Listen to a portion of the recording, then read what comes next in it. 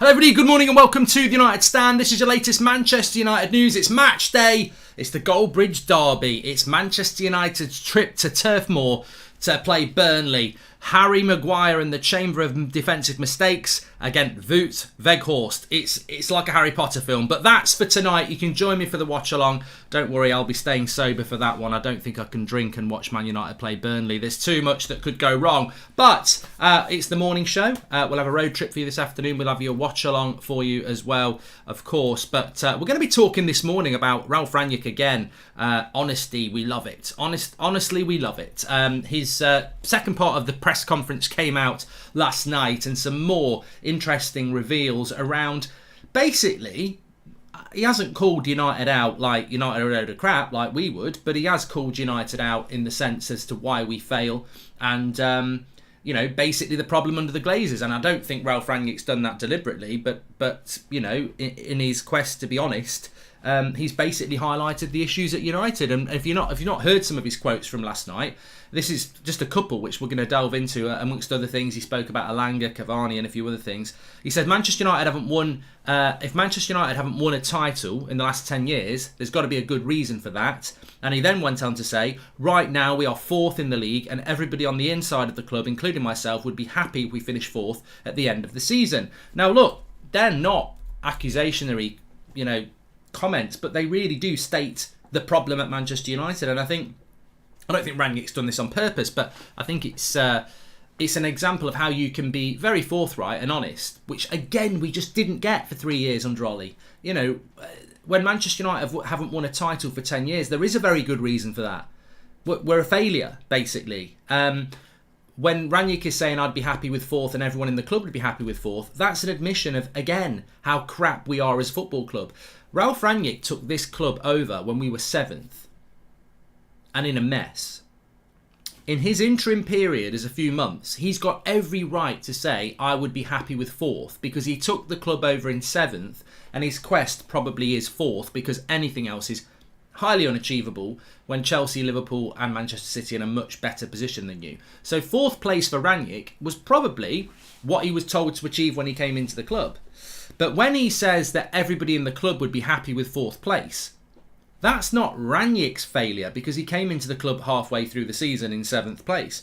But it's a massive failure on the part of the coaches, the players, the director of football and the board, that they're sat there saying we'd be happy with fourth place. And that's why we fail. Because to be honest with you, they'll never admit it, but you know it. Rangnick might be happy with fourth because he took the club over in 7th, halfway through a bad season. The Glazers are happy with fourth at the start of every season. They are. Fourth place, if you said to the Glazers you can have fourth place for the next 10 years, they'd go back to America, they'd never come to Manchester, they'd never do a Zoom call, and they'd go, right, we are minted. Absolutely minted. If we know we're getting Champions League football for the next 10 years, we can leverage this club more on debt. We know what the revenue's coming in. We'll get more and more brands. As long as we're fourth place, we are absolutely loaded. And that's all this club wants. Not the fans, not the players, not the manager, not certain people within the club, but the owners, the most important people in that club. They want fourth. And I thought it was a very telling statement from Rangnick when he said, I'd be very happy with fourth and everybody in the club would be very happy with fourth. Because I'll tell you now, I'm not happy with fourth. No, I'm not happy with fourth. So if everybody in that club's going to be happy with fourth, which they are, I'm not happy with fourth. There you go. Pick the pips out of that one. I'm embarrassed with fourth, to be honest with you. Fourth place from 2nd place with Ronaldo, Varane and Sancho brought into the club.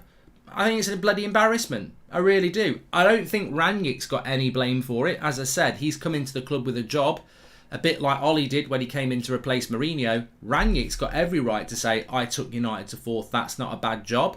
But anybody in that football club sat celebrating the fact that you messed up a whole season. I mean, look, our board, director of football, everybody else sat there and had a meeting after Liverpool and went, Ollie's the right man. They did it after Man City. They did it all through the international break. All the way up to Watford. Ollie's the right man. They cost us a month. If they'd got Conte after that Liverpool game, I think we'd be in a much better position than we are now. But they didn't. So just think about it. There's always a deep dive with United. Rangnick's got every right to be happy if we get fourth place because he's done his job. But anybody else in that club celebrating 4th place, oh, we've done a good job, it's your fault we fail. Continually fail under your watch. And it worries me because I actually think that this club's very happy with 4th place every year, regardless of the celebrations. I mean, 4th place cup, says Delors. I ain't celebrating 4th place. If we get 4th place, I'm like, right, fuck, God, that season's over. Let's see what we're going to do in the summer because I think next season we're in trouble. I'm not letting 4th place become a celebration. It's embarrassing. The only person it's not embarrassing for is Ralph Rangnick, who's achieved his job.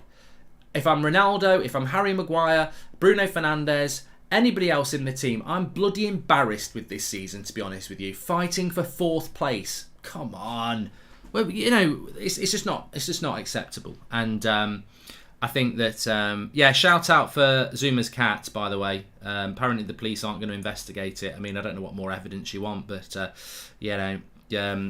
Zuma's cat, you've got to pick yourself up and value yourself. But yeah, 4th place. You know, we mocked Arsenal for years, and that's basically what we've come. So, as I said, I've got no issue with Ralph Rangnick saying that he'll be happy with 4th place, but everybody else in the club being happy with 4th place, I guarantee he's telling the truth again. There will be people in that club who'll be over the moon with 4th place, but not, you know. I don't know whether I'm getting it across properly this morning, but I have got no problem with Rangnick being happy with 4th place, but it irritates me that other people in the club, on the board, and the director of football, the owners, will be happy with 4th place when that was not the aim at the start of the season.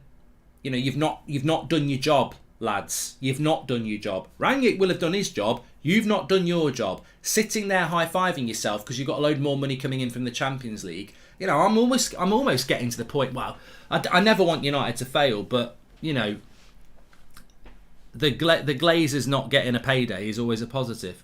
But it hurts us in the end of the day, doesn't it? It hurts us as fans. He also said, you know, if United haven't won the title in the last 10 years, there must be some good reasons for that. I mean, I love this from Rangnick. I mean, we sort of spoke about it a little bit, but not from Rangnick's point of view.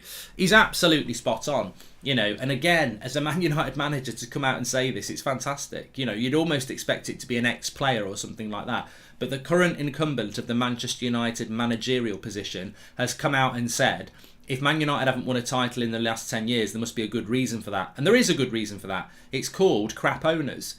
We found out yesterday that United have spent more than any other club in the top 5 leagues in Europe in the last 10 years. And we've won less than all of the top clubs in the last 10 years as well. So when Rangnick comes out and says that there must be a good reason why United haven't won a title, there's not a good reason. There's no good reason for it. There's only a bad reason. There's no excuse for it. It's total and utter negligence. It's greed, and you know, it's about time people started calling this out. You know, I implore the media to do their job. I really do. There's some good journalists in football, and I don't know whether I don't know what it is that's stopping them from calling United's ownership out. It's bloody ridiculous. Why do we have to see it on a Football Observatory tweet that United are top spenders over the last 10 years and have won nothing? This is not... There's opportunity for hard-hitting journalism here, and nobody will do it. Why are they not doing it? All these journalists close to Manchester United Football Club, why are they not doing it? Is it because they want their spot on the plane to fly with the players? Is it because they want their press conference access? That's not journalism. There are journalists in all walks of life who've gone into war zones, who've, you know, gone undercover in crime syndicates, uncovered, you know, all sorts of things. Proper journalism. Where's the proper journalism in football? Because I'm telling you what, United fans crave it. Absolutely crave it. All the problems that are going on behind the scenes in the dressing room, all the things footballers are up to behind the scenes. Where's the hard-hitting journalism around football? Are they all being paid off? I don't know. But there are stories there that we're having to unearth from a Twitter account and this, that and the other. United have spent more than any other club in the last 10 years and they've won sod all. United's debt is huge. The dividends that our owners take are massive compared to other clubs that don't take any. Why is this acceptable? Why is this happening? And Rangnick's right. There must be a good reason why United have not been in a title race for 10 years. And the bad reason, the reason is completely incompetent ownership.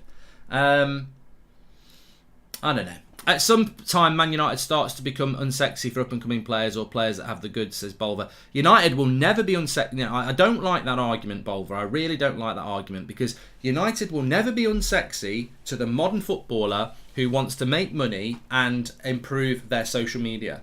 Manchester United is a franchise. Now, stop pretending footballers are like you. They're not. They've got agents, they've got admin, they've got people all around them going, you go and play for United, your Twitter account's going to go from 1 million to 5 million within a couple of days. And your Instagram. You're going to have brands queuing up for you. You know, currently, you're running around in a crappy pair of, I don't know, canvas trainers that you've had for a year. You'll be getting Adidas, Nike and everyone else queuing up for you. Don't think the modern footballer is on some moral crusade to play for the best club in the world and win trophies. Some of them are. Do you think United players are? You know, I tell you what, if any United player was obsessed with winning trophies, they'd have handed in a transfer request. They're all happy to stay and earn their money and get their social media followers. There's people who've been at that club for bloody years. Years now. They know as well as you do what's going on at that club. Has any transfer requests gone in? No. Manchester United will always be an attractive club to come to because of you, the brands and the exposure. If you don't win any trophies, so what? You've made your money.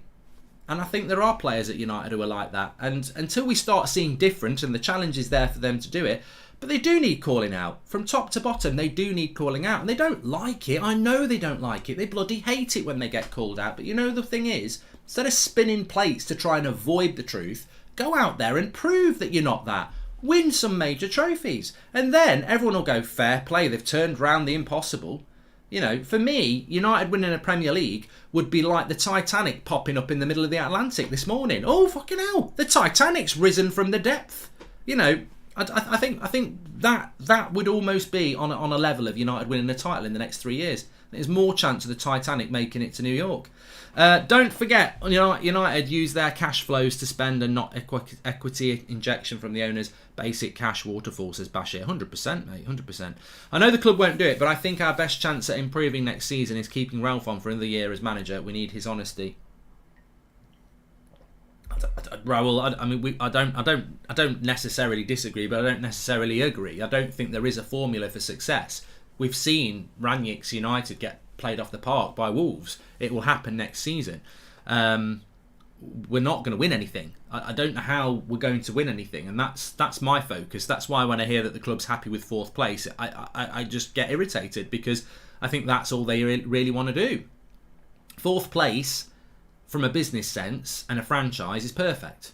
In American football, it's like getting to your divisional final every year. As long as you're one game away from the Super Bowl, it doesn't matter.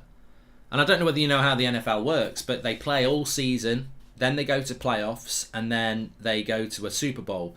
But basically, the Super Bowl is the winner of 2 divisional championships. So, you know, the best 4 in NFL.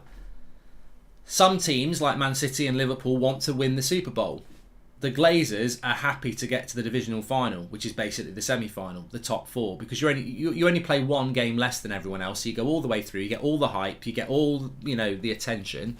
You don't win it, but that's absolutely fine. As long as you can do that, they'll be happy. How can the board spend millions on superstar players, like 75 million for one, and not spend 10 for a player we need to be successful? It baffles me, says Brian. To Mark, Rangnick is very honest, but when he spoke about the Sevilla-bound player, the music changed, says Emmanuel. Can't believe it's taking 10 years and counting to fix the problems. Terrible decisions from the board, says Victor. And when you think about it, Donny not playing over McFred might just be a way for the board to get more social media interactions. That might be the only reason why Donny wouldn't play, says Naveen. I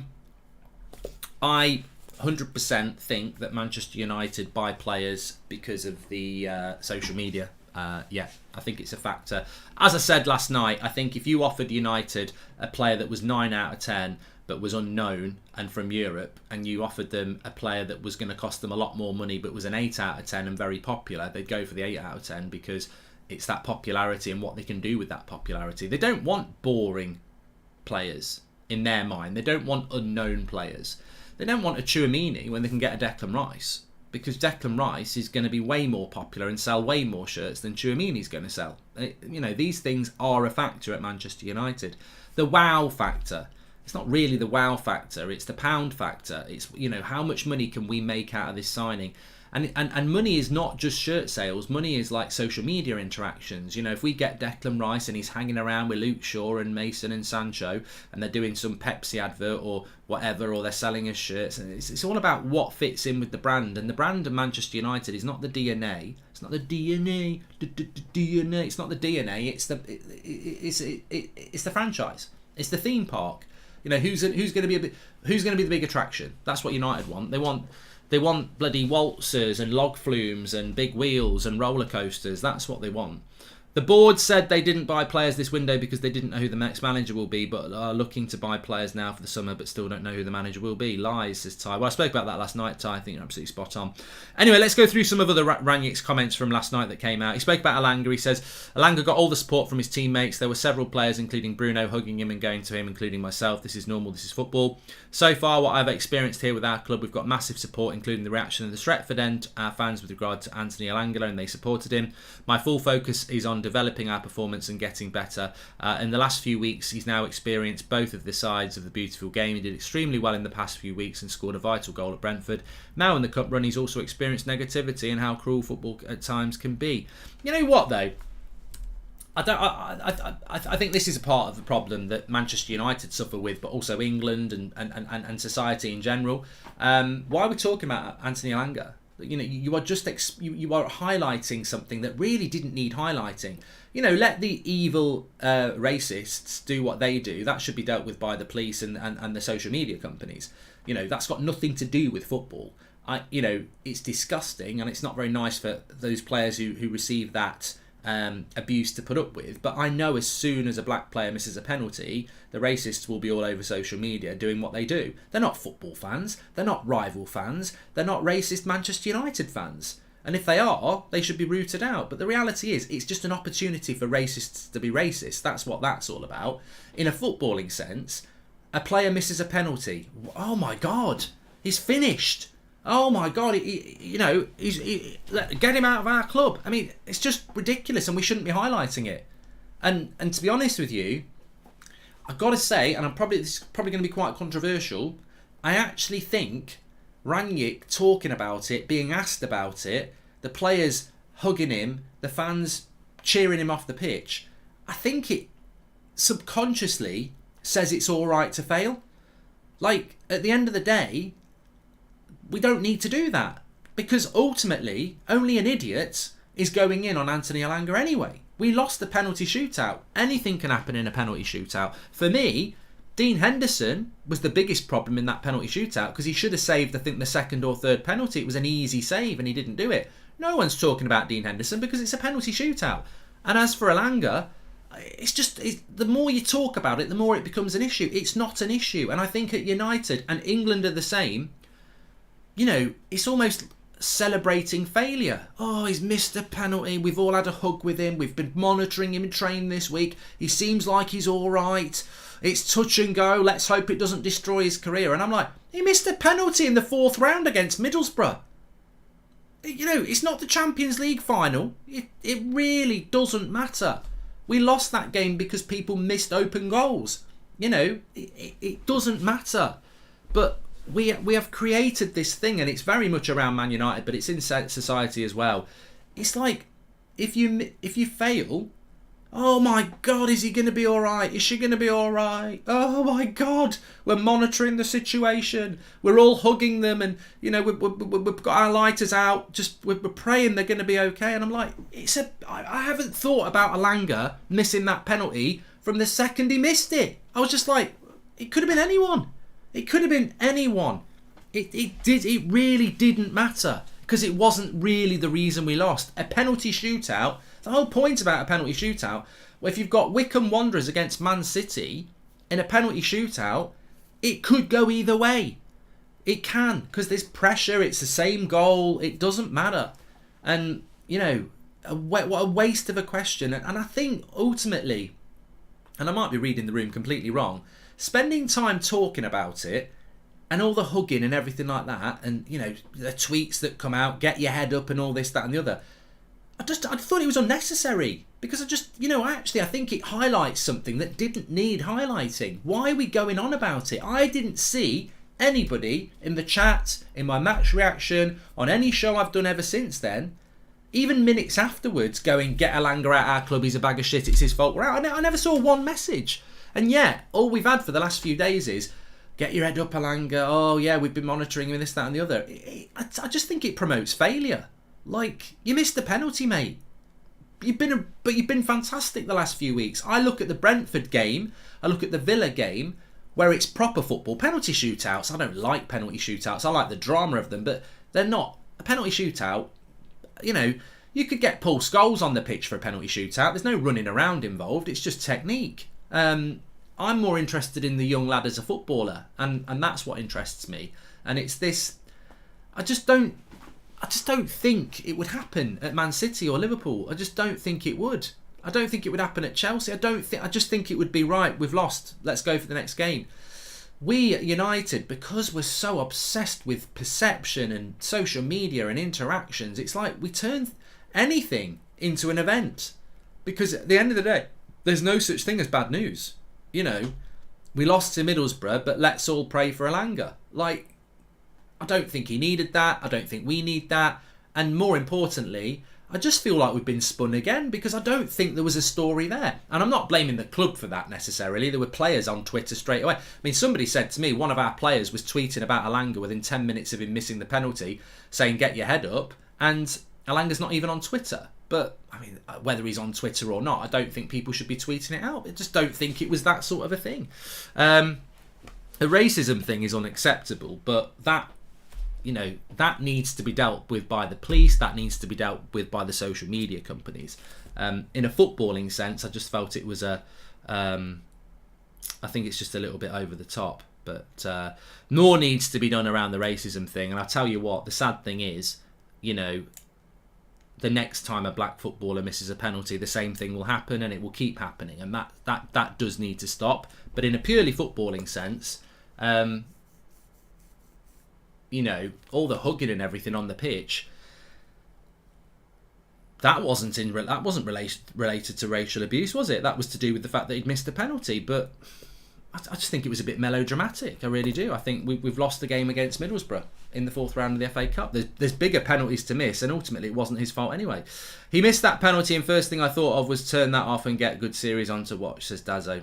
It just wasn't his fault, in my opinion, at all. Some people might think differently. Anyway, back to Rangnick. He says, overall, I think the team has developed, taken the next steps, and this could even be seen against Middlesbrough, but it doesn't help in the end. We didn't proceed, and we have to accept that and look forward. I'm absolutely convinced that we're playing on a higher level than we used to play a couple of weeks ago, both in possession, and if the other team is in possession, the team has improved as well. So, I mean, I think it's interesting. I think Rangnick's reflecting what he said in the afternoon as well there, that, you know, he really does think that we're improving as a team. I do. I think we're improving as a team. I don't know what you think, but I do think we are improving as a team. It's going to be very interesting tonight and Saturday, because if we really have improved, then it is the acid test. I've got to be honest. You know, we did lose to Middlesbrough. We did beat West Ham. And, you know, we were 30 seconds away from drawing against West Ham. We lost against Middlesbrough, but, you know, they were, you know, the West Ham result was a good result. I think there is improvement for United. I think we are playing better, and I think, as I said last night, we're almost. This can go either way. We could win the next two games comfortably and get 6 points and be like, yeah, we're going to get fourth. At least that's, you know, I don't think it's a good thing, but it's better than fifth, and we're in the Champions League. Or we could struggle again, and consistency has always been United's problem. I think one thing that worries me is that Rangnick style of football is very, very clear. He likes to play aggressive football, and I don't mean like 2-foot people. He likes to win the ball back, and he likes to move the ball quickly. It's a very, very intense style of football. My concern is that these players were playing a very pragmatic style of football for 6 months, and then Ollie got the sack, and then Rangnick's come in, and I don't think that squad's particularly deep now. So it's how can we play the way Rangnick wants us to play for 90 minutes, and that's the thing. And if we can do that, can we do it for 3 or 4 times in a week and a half? So that's going to be the interesting thing. But it is the acid test tonight and Saturday. We need to win both of those games, and there'll be teams like Arsenal, West Ham, Wolves, and Spurs hoping we don't win the next 2 games, because if we do, it gives us momentum into another home game against Brighton, a relatively straightforward game against Leeds. I know people think Leeds at Ellen Road's a difficult game, and look, it will be a very atmospheric game, but I think Leeds are we never really seem to struggle against Leeds. And then you've got Watford at home, so if we win the next 2 games, we could end up winning 5 in a row, which is something that we've very rarely done. And at that point, I think Rangnick could be very close to getting the job, to be honest. So it's a big test over the next few games, starting with tonight, of course. He also spoke about Cavani. He said that in relation to Cavani, he asked me if he could have 2 days extra off after the West Ham game. So this would have been before he even went on international duty. And if he could stay 1 or 2 days longer in Uruguay. And Rangnick said at the time we didn't know anything about Greenwood, and this came up a week later. That's why we allowed him to spend 2 days longer in Uruguay. I'm going to be blunt here. This is Manchester United Football Club. It's not a holiday camp. He's on 200 and something thousand pounds a week. I wouldn't have given him the 2 days off anyway. And I certainly, when I found out what happened with Greenwood, would have been said, we need you back early. We're paying his wages.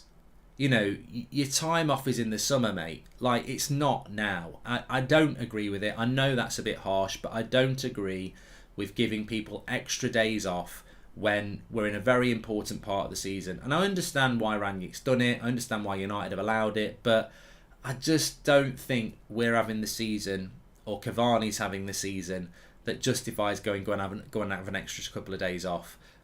He wouldn't have played against West Ham, I know, but I just think the Cavani situation is just, it's been so stop-start, and you do wonder about, like, I think the club have bent over backwards for Cavani. I mean, there was all that stuff last year where the club's fitness department was declaring him fit and he was saying no, he wasn't fit. You know, after the Copa America in the summer, he had an extended holiday as well. I mean, I just think, you know, we need Cavani. You know, the funny thing is, in no way is this a reflection on Cavani the player. Like, he'll probably score a couple of goals and win us the game tonight. But that's why I wouldn't be giving him time off. He's a very important player for us. We know he's gone in the summer, and we need to get the best we can out of him between now and the end of the season. And, you know, an extra couple of days off in Uruguay, wow, he wasn't going to play against West Ham anyway, but those 2 days he would have been training and, you know, conditioning work. And we know he's very injury prone. So, look, I just hope that we can get the most out of Cavani between now and the end of the season. He also spoke about I quite like this from Rangnick. He was speaking about Martial and Jesse, and he said, look, for me it's always better to communicate directly, but again, it's time now to look ahead. I know in both cases what I said to the players and what happened, so there's no reason to discuss this anymore. He says, I don't even exist on social media, to be honest. I wouldn't have time to do that. I always communicate with the players directly. Maybe I'm a different kind of generation. My generation never grew up with those kind of things. I think he was just basically saying that I don't agree with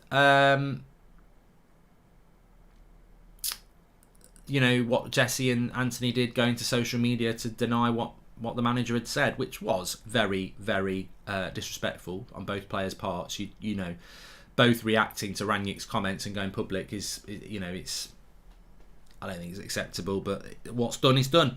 And asked about why it is that United aren't winning titles, he said it's that's about the time at the end of the season to discuss those reasons, and maybe then taking steps that make it more likely that it can happen in the future again.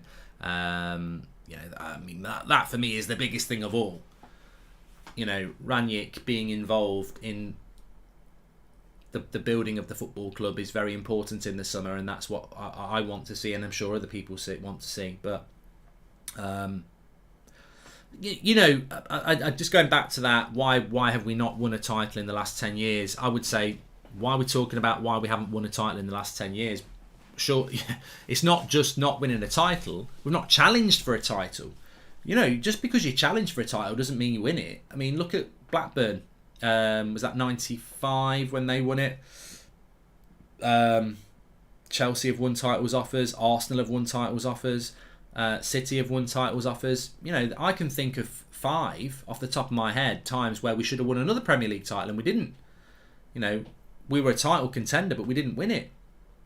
So, you know, people going on, oh, we haven't won a title for 10 years. I'm more concerned that we haven't had a title race for 10 years. And that, to me, is the big problem. And I think that the thing is, the definition of insanity is doing the same thing over and over and again. It doesn't matter who the manager is next season. If it's Woodward and... No, not Woodward. Thankfully, it's not Woodward. If it's Arnold, the board, Murta... If they're the people who are going to try and get us to win a title next year or the year after that, it's not going to happen. It's the same people who've been doing it for the last few years. We need change in the board. We need change in the football decision area. These people are not qualified to do the job. I was on about this to somebody yesterday on a phone call. We were talking about United's recruitment. So forget Richard Arnold for a moment. We're talking about recruitment. We're talking about your director of football, your head of scouting, your technical director. Murta's director of football, as we know, but before that, he's been at this club for years. I think he came in from Everton. What's his CV? How many titles has he won? How many Champions League finals has he been to? How many trophy-winning teams has he been in? Has he built? The answer's none. None. So this is where we're going to fail. We are relying on people who get on well with the club. Jobs for the boys, whatever you want to call it, but they've got nothing on their CV. They don't, if they don't know how to build or recruit a team to win a title. They don't know how because they've never done it. We lost all of that the day the Sir Alex Ferguson left and David Moyes came in and cleared out. One of the worst things David Moyes did was clear all Ferguson's staff out. All the experience on winning titles gone. I'm going to bring my Everton squad with me who've won fuck all, and that's been the problem for the last 10 years. United are one of the biggest clubs in the world. United are one of the most decorated clubs in the world. But we don't have people in that club who know how to win it. They don't know how to win trophies.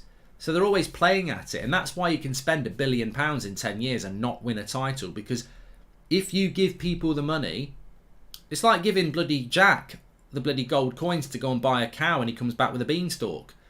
Trouble is, at least the beanstalk went up to a giant's house who had a load of gold. United go to buy a cow and they come back with a bloody roadkill or something like that. We have had money spent, but we don't know how to spend it. We don't have people in that club making the decisions who know how to win titles. We don't really have people in that club who know how to run a football club, but they don't know how to win titles, that's for sure. And unless we change that, and that was always my hope, that Rangnick would go into the board, into the director of football area, and be listened to. That's why I don't really want him to be manager. I'd much rather Ten Hag was the manager and Rangnick went upstairs, because then we'd have somebody in the boardroom talking about football who knows what they're on about, with a manager underneath them who's in synergy with them. I think it's more important that Rangnick goes into the director of football area than he stays as a manager, because we've already seen the problem. If Rangnick's the manager, they won't listen to him. So, I don't know. We'll see what happens. Anyway, look... No, Jack went to Salah cow, mate, and ended up with a bag of beans, says Sam. Yeah, I got it wrong. It's a long time since I've read Jack and the Beanstalk.